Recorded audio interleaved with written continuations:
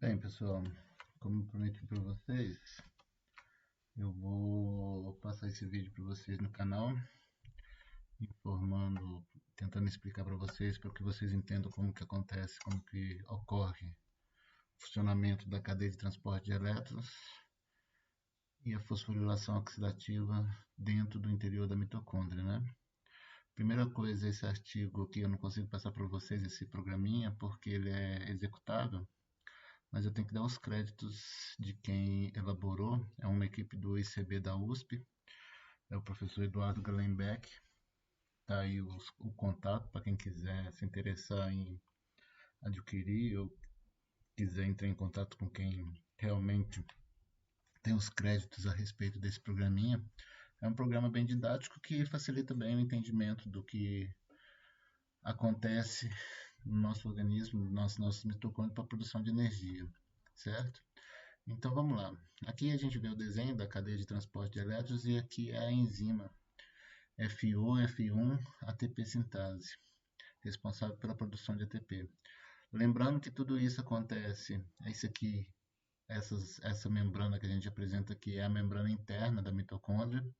É como se aqui estivesse o espaço entre as duas membranas e aqui a matriz mitocondrial onde acontece o ciclo de Krebs.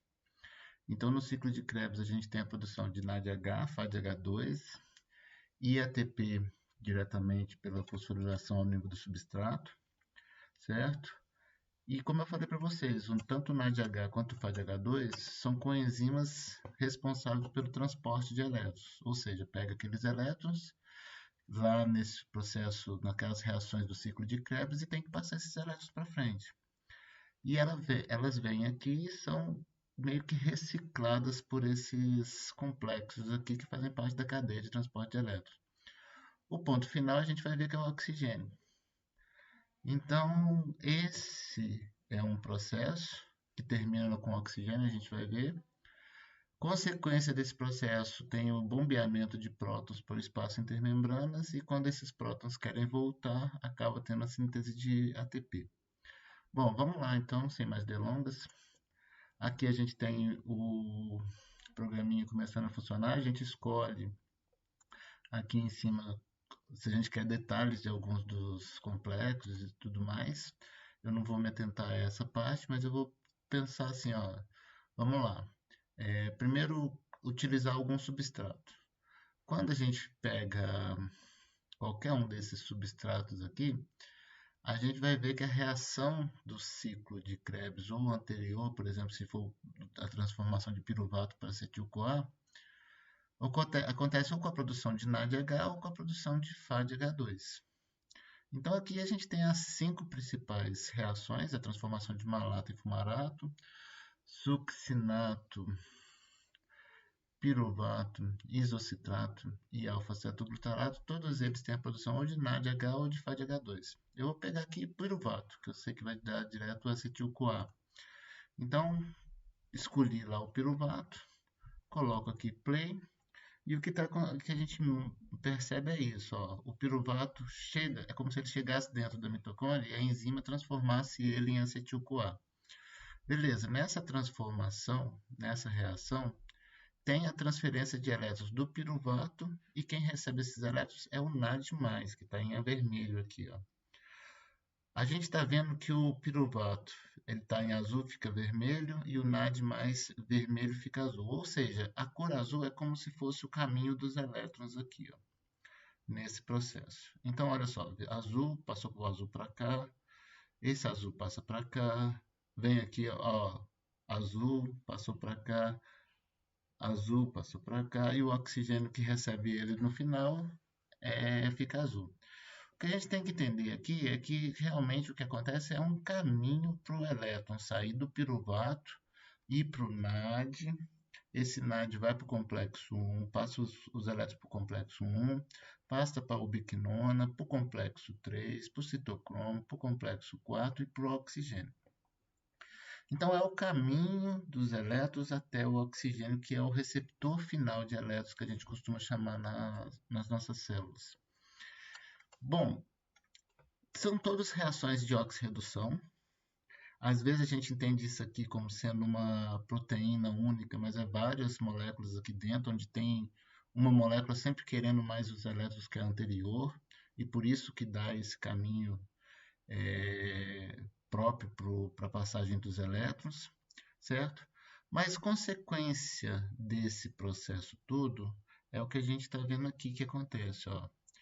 Cada vez que esses elétrons passam pelo complexo 1, a gente solta prótons, pega prótons aqui da matriz mitocondrial e esses prótons são repassados para o lado do espaço intermembrana.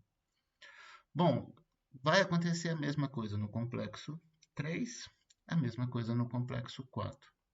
Então, esse caminho dos elétrons aqui ao longo da cadeia de transporte de elétrons, gera uma concentração de prótons nesse espaço bem maior que a da matriz mitocondrial. Forma o que a gente costuma chamar de força protomotora. O que é? Esses prótons querem voltar, têm energia para voltar, mas eles não conseguem atravessar essa membrana aqui, ó, que ela é bem seletiva. O único caminho para ele voltar é por aqui. E quando eles voltam, toda uma reorganização da molécula aqui faz com que tenha energia suficiente para fazer o que a gente chama de fosforilação oxidativa, ou seja, o fosfato se une ao ADP e esse ADP forma a molécula que vai dar a energia necessária para a célula, que é o ATP. Então, olha só, o processo começou com piruvato, passou os elétrons, complexo 1, ubiquinona, complexo 2, citocromo C, complexo 3, oxigênio. Gerou, em decorrência disso, uma concentração de prótons no espaço intermembranas que quer voltar, e quando ele quer voltar, ele faz a fosforilação oxidativa, certo? Esse é uma das formas mais eficientes de se produzir energia na forma de ATP.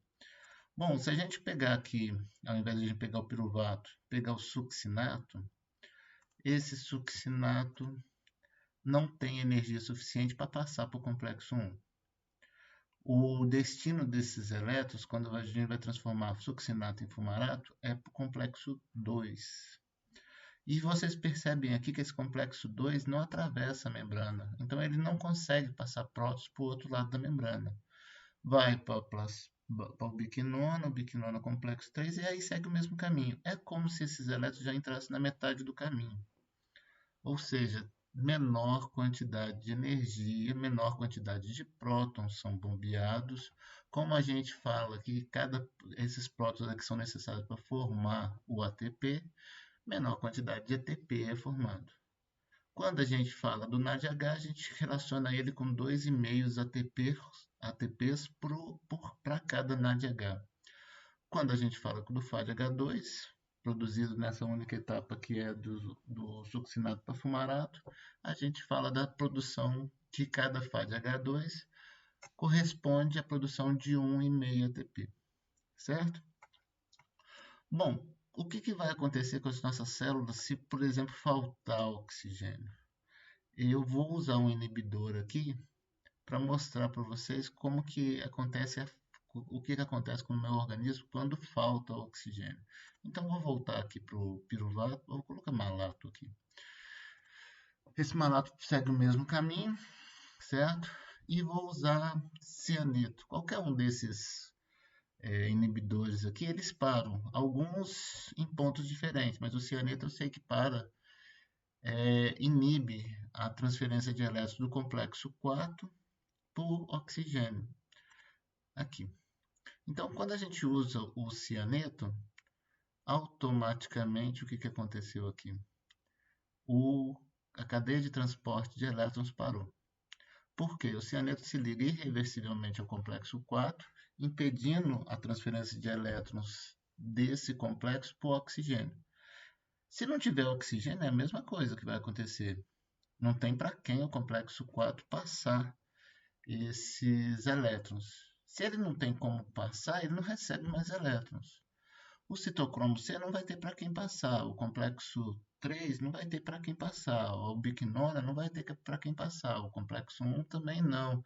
E aí chega no ponto onde o NADH não tem como passar os elétrons que ele pegou no ciclo de Krebs para frente. Se ele não passar esses elétrons para frente, ele não tem como pegar mais. O que acontece?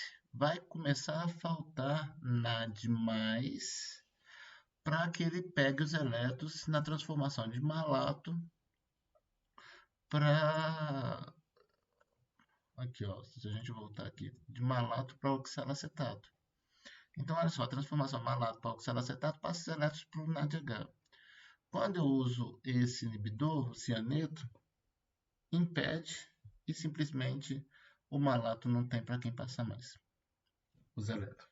Se não tem para quem passar, pela reação de oxirredução, vai parar.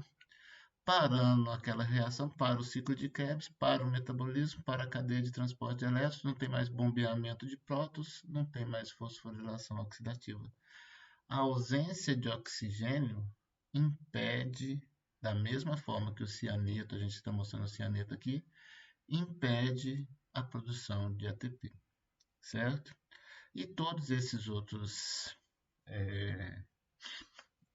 inibidores aqui, cada um deles atinge de uma forma ou de outra a cadeia de transporte de elétrons e bloqueia o processo metabólico, ou seja, bloqueia todo o metabolismo, impedindo a produção de energia. O cianeto, inclusive, é muito utilizado em câmeras de gás para matar a pessoa quase que instantaneamente. Cianeto é um veneno tóxico ao grau máximo, assim, que acaba a morte por falta de energia acontecendo em questão de minutos, assim. Bom, se eu usar qualquer um desses aqui, vou colocar o alfa-cetoglutarato, não muda muito, é o mesmo mecanismo, mas assim, esse processo, que é a cadeia de transporte de elétrons, gera o gradiente de prótons, gradiente protônico, que a gente chama, e o gradiente protônico é que faz a fosforilação oxidativa. Se a gente tiver como separar, e existem moléculas que fazem essa separação, o que acontece? Por exemplo, o dinitrofenol é uma molécula que ela é solúvel aqui na membrana, ou seja, consegue atravessar a membrana e consegue, é como se abrisse um caminho para que os prótons possam voltar. Bom, o que esse desacoplador faz? Simplesmente separa esse processo do metabolismo da fosforilação oxidativa. Qual a consequência disso? Bom, a gente tem menor produção de ATP. Produzindo menos ATP, a concentração energética dentro da célula vai ficar menor. A célula, ela tem essa relação ATP-ADP como um controlador do metabolismo. Não tem por que uma pessoa que está sentada ter a sua célula muscular produzindo ATP, sendo que ela não está gastando energia como estaria se estivesse fazendo uma corrida, praticando um exercício físico. Então, o próprio ATP em excesso, quando a pessoa está sentada e fica quieta ali, sem gastar muita energia, o ATP fica num nível mais aumentado, fica num nível mais alto. Ele mesmo bloqueia a produção de mais ATP. Ele vai em enzimas chaves do processo do ciclo de Krebs e diminui a produção de energia. E o que esse desacoplador faz é simplesmente isso. Diminui a produção de ATP, ou seja, é como se a célula não tivesse gastado todo o ATP que ela tem. Se você não tem a inibição do metabolismo própria de células que estão com alta energia, o que vai acontecer? O metabolismo vai estar acelerado. O ciclo de Krebs vai estar acontecendo. E todo esse processo aqui vai acontecer de forma mais acelerada. Bom, esses prótons, se você abrir outro caminho para eles, eles não vão fazer a fosforilação oxidativa. Então, isso aqui mostra para a gente claramente que são dois processos distintos. Um é o metabolismo, o ciclo de Krebs, incorporado num processo consequente que é a cadeia de transporte de elétrons. E o outro é consequência dessa alta concentração de prótons, a produção de ATP, que pela fosforilação oxidativa. Uma molécula natural do nosso organismo que costuma fazer esse processo aqui é a termogenina, uma proteína que está muito presente no tecido adiposo marrom e é responsável por fazer esse desacoplamento. Por quê? Um recém-nascido, de uma forma geral, ele precisa de calor. Ele não precisa tanto de ATP, ele não vai sair correndo, ele não vai praticar tanto exercício físico, ele não precisa de tanto ATP para as funções celulares dele. Ele fica mais quieto e tudo, mas ele precisa de muito calor.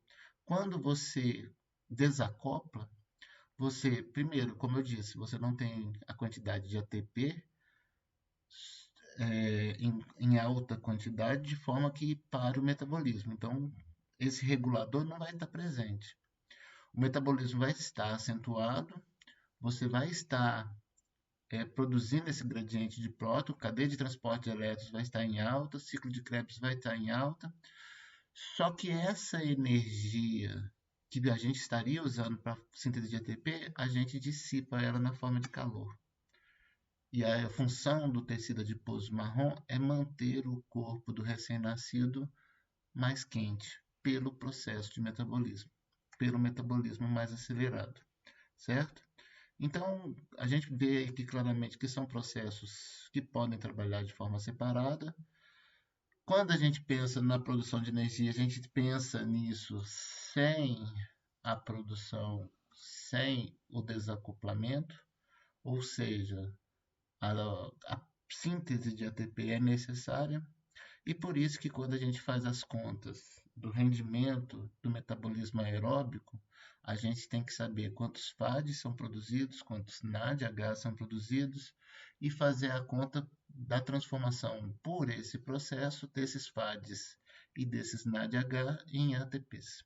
Cada NADH levam a produção de 2,5 ATPs, cada FADH2 leva a produção de 1,5 ATP. E isso tem que ser levado em conta para a produção final, por exemplo, de glicose ou da quebra de lipídios. Tá certo? Bom, espero que isso aqui ajude vocês no estudo e no entendimento desses processos. Ok?